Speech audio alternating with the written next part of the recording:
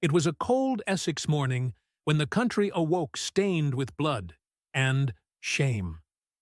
No one knew for certain how it had begun, but all knew who had let it come this far. A young British mother, hard-working, stabbed to death outside a hotel overrun by illegal immigrants. The killer?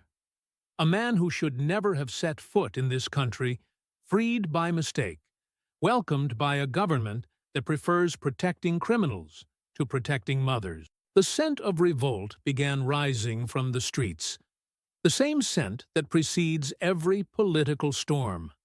As newsreaders whispered half-truths and Starmer's cabinet feigned calm, something in England's heart exploded. Parents locked their doors, mothers clung to their children, and the question echoing in the alleys was simple. How long will the UK endure being ruled by those who hate their own people? That very night, as newslights tried to hide the tragedy behind neutral words like isolated incident, the streets screamed otherwise.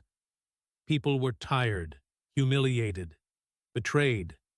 It was no longer about politics. It was about survival. The young mother's case was the spark that ignited a barrel of years of pent-up fury. In pubs and squares, gray-haired men, war veterans, and exhausted workers exchanged glances of disbelief. All knew the promise of security, of order and progress, was now a sham sold by elites who live behind security while ordinary folk bury their children. And the name hanging over every conversation, like a plague, was always the same. Keir Starmer, the man who swore to protect the country but became the symbol of its surrender. As the government tried to smother the revolt, something moved silently in the streets. Small groups began forming outside hotels packed with illegal immigrants. They were parents, mothers, workers, all united by one feeling: fear and fury. They shouted, "Protect our children!" and their voices echoed through Essex's dark alleys like war drums. Social media began showing what broadcasters refused to air: videos of people being chased, homes invaded, crimes ignored. Each new post was a spark thrown onto the powder keg of public outrage. And when the first window was smashed outside the Bell Hotel, it wasn't vandalism. It was the sound of a country breaking its silence. A sound the government tried to silence, but which would become impossible to contain.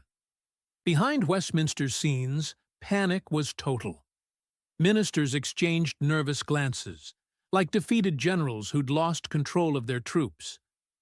Keir Starmer appeared before the cameras with a tense face, trying to mask fear with rehearsed speeches about moderation and mutual respect. But the people no longer believed any of it. They saw a distant, soulless man, trapped in a castle of empty words. Outside, the real UK burned. In every neighborhood, on every corner, the feeling grew that the country had been taken, not just by foreigners, but by an elite that had betrayed them. People began to realize the enemy wasn't just across the border. He wore a suit, spoke in Parliament, and called treason compassion. And this time, the people would not stay silent. The crowd grew every hour. From small, angry groups came marches that took whole towns. In Colchester, Brentwood, and Basildon, thousands walked together holding handmade flags and signs. There were no parties, no leaders, just ordinary Britons united by pain and anger. "Enough!" they shouted, as the smoke from burning tires mixed with the sound of sirens. The police, overstretched and demoralized, no longer knew if they should contain the crowd or march with it. An officer, caught on camera, muttered something that would echo across the country. "We're not protecting the law, we're protecting the mistake." That summed it all up. The government called the people extremists, but it was the people who mourned the dead, who saw their towns crumble and their children grow up in a country they no longer recognized.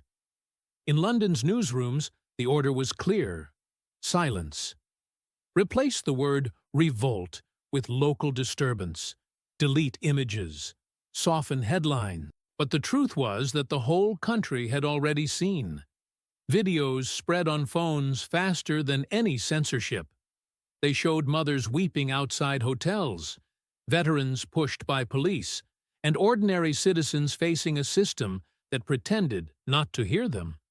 And when the BBC tried to hide the chaos, even its own reporters began to rebel. One, with an open mic, vented live on air. They told us to lie. The studio cut the feed in seconds, but it was too late. The spell was broken. Trust was dead. And the UK, for the first time in decades, began to wake. Not to a new day, but to the nightmare of realizing it had been deceived by those who swore to protect it. Inside the crisis cabinet, Starmer tried to contain the inevitable.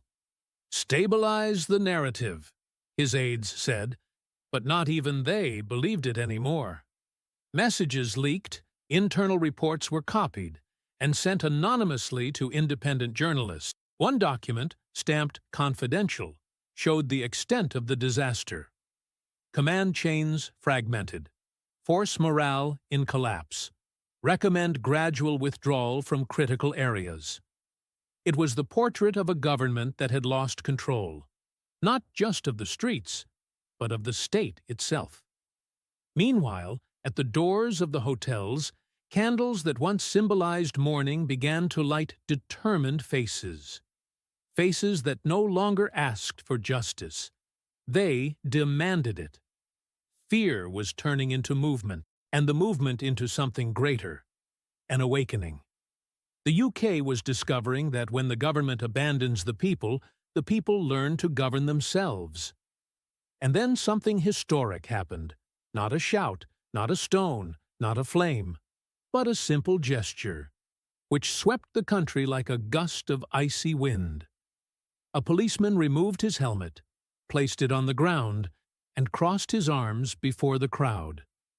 A silent act, yet explosive. Within minutes, others followed. It was no longer public order. It was divided loyalty. Who was on the side of the people? Who still followed a government that sacrificed innocence to preserve political narratives? Cameras captured every second. Social media exploded. "We are with you," wrote a war veteran. In that moment, what was once protest became proof. Even those who swore to defend the state no longer believed in Starmer's state. And that was the beginning of something no government dares admit, but all recognize when they see it: social rupture. Before we go on, tell me one thing. Are you also tired of seeing the people deceived while the guilty pose as heroes? Then show you won't stay silent. Hit like now, subscribe to the channel, and turn on notifications. Because here, the truth still has a voice, and no one will silence you. Every click is a direct message to those who think the British people are asleep. But they're not asleep anymore. Westminster's response was predictable and cowardly. Emergency meetings, empty speeches, and official statements written by spin doctors trying to put out the fire with rehearsed phrases.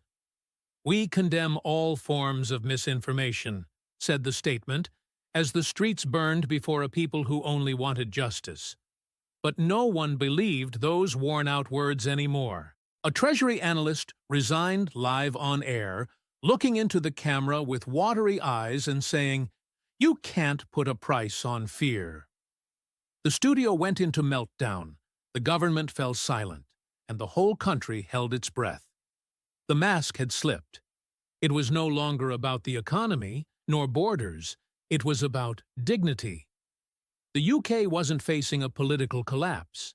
It was facing the moral collapse of a leadership that had forgotten what it meant to serve its own people. When the sun rose again over London, the air felt heavier. The squares, still covered in ash and candle wax, were silent but not empty. There was something new in the air, a kind of collective understanding. The press called it calm, but those who looked into people's eyes saw something else: determination. The marches returned, but now organized, peaceful and powerful. War veterans walked alongside nurses, lorry drivers, and teachers. No offensive signs, no shouts of hate, just folded flags and firm steps. It was the kind of silence that speaks louder than any speech. The big channel's cameras didn't show it, but images flew across the internet like lightning. They called it the Quiet March. And to those watching from outside, one thing was clear.